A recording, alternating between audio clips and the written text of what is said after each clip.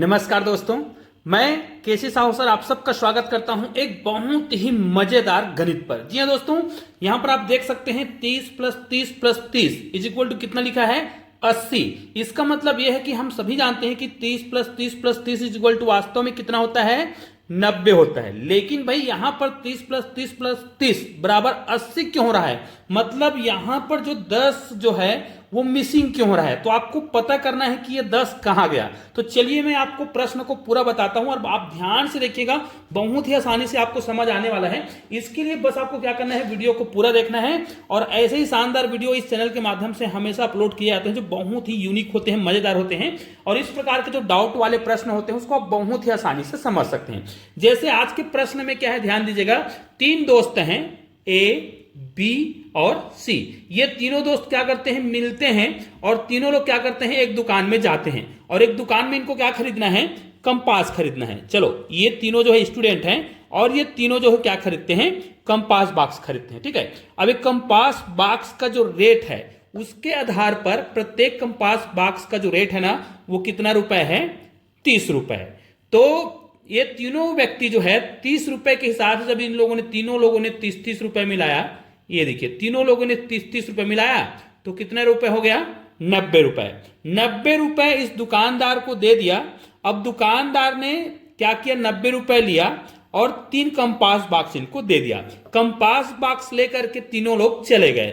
लेकिन जब दुकानदार सामान बेच रहा था उस समय दुकान का मालिक नहीं था, उसका नौकर था। और जब दुकान का मालिक आया तो उसने कहा कि कोई सामान बिका कि नहीं, तो नौकर ने बताया कि 3 कंपास बॉक्स हमने बेचे हैं। तो कितने रुपए में बेचा? तो उसने कहा प्रिंट रेट जो है 30 रुपए था, तो मैंने 30 दिया, 90 रुपए ले लिया। तो मालिक ने कहा अरे भाई, जब कोई व्यक्ति जो है एक ही सामान ले रहा है, 3 सामान ले रहा है, तो उसको कम से कम आपको 20 रुपए का छूट देना था।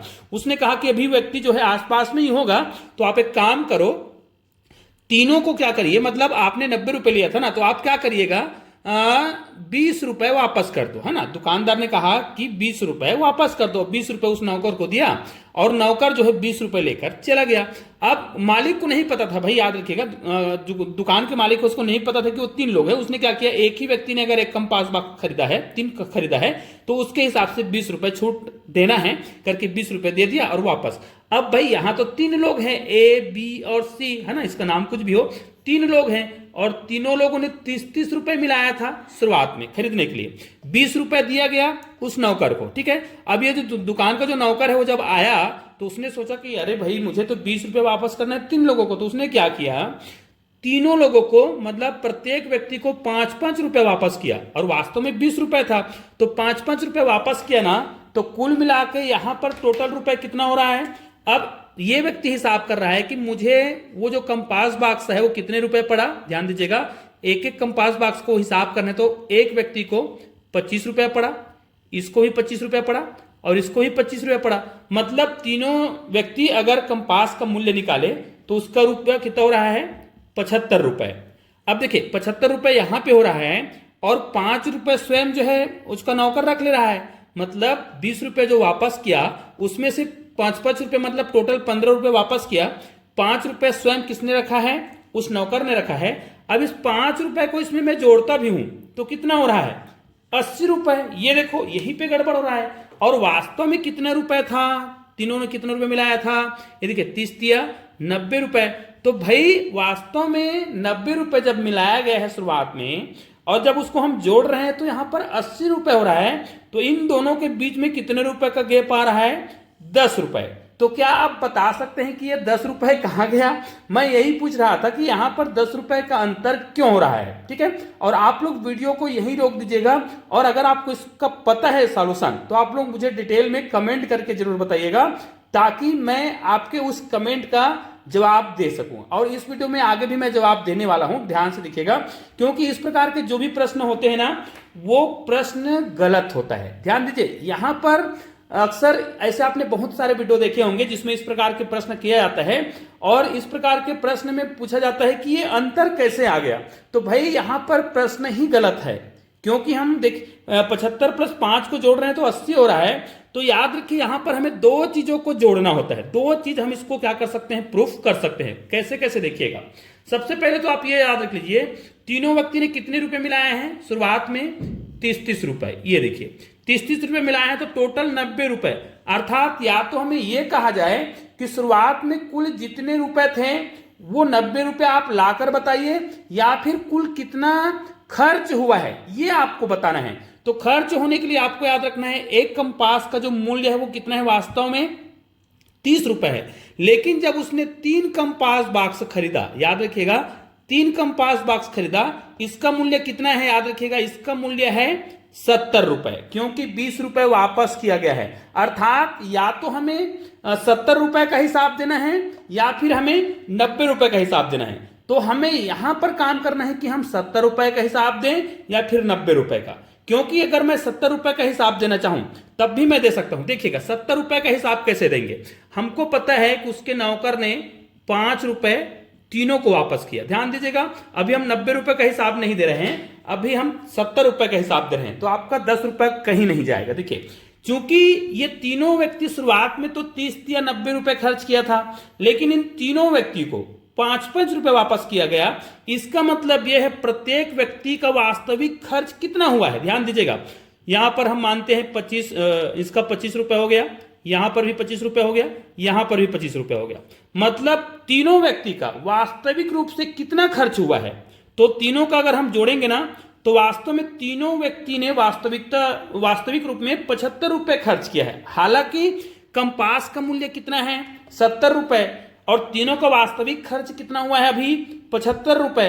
तो भाई ये 75 रुपए क्यों हो रहा है, हमें तो हिसाब लाना है 70 रुपए।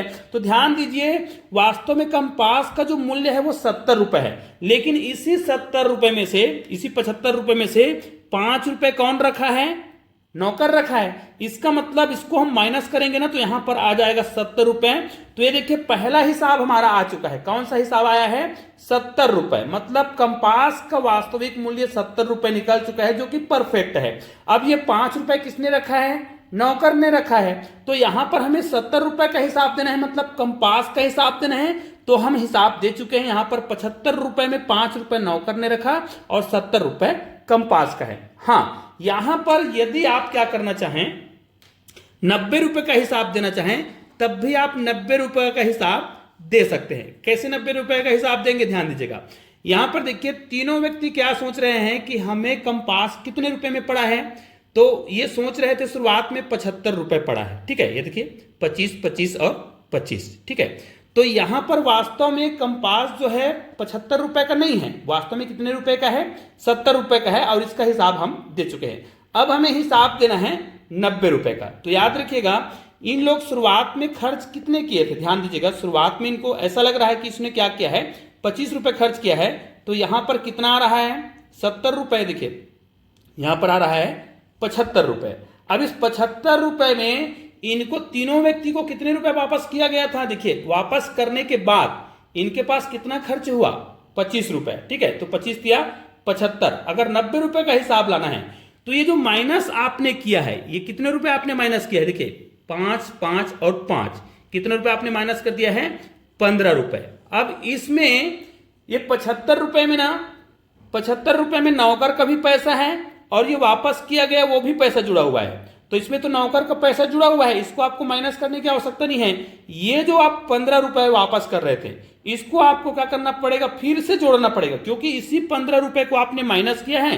तो इसी 15 रुपए को आप जोड़ेंगे ना तो आपका 90 रुपए हो जाएगा, जो कि यहां पर आपको दिख रहा है। तो इसका मतलब यह है कि यहां पर आपको क्या करना है, 75 रुपए में केवल 15 रुपए को ही जोड़ना है, क्योंकि इसी कार्य को आपको फिर से करवाया जा रहा था। तो निश्चित रूप से अब आपको समझ आ गया होगा कि ये जो 10 रुपए है वो कहीं नहीं जाता है, 10 रुपए वहीं रहता है। बस क्या है, प्रश्न को घुमा फिरा के पूछ दिया जाता है, तो ऐसा लगता है कि ये 10 रुपए या तो कम हो गया या फिर ज्यादा हो गया। इस प्रकार के प्रश्न आप स्वयं भी बना सकते हैं और बहुत सारे प्रश्न बनाकर लोगों को कंफ्यूज कर सकते हैं। निश्चित रूप से अगर आप इस प्रकार के वीडियो को देखते हैं ना, तो आपको बहुत आसानी समझ आ गया होगा कि इस प्रकार के बहुत सारे प्रश्न आप स्वयं भी बना सकते हैं। चलिए दोस्तों, मिलते हैं एक और बेहतरीन वीडियो के साथ, तब तक के लिए जय हिंद, जय भारत।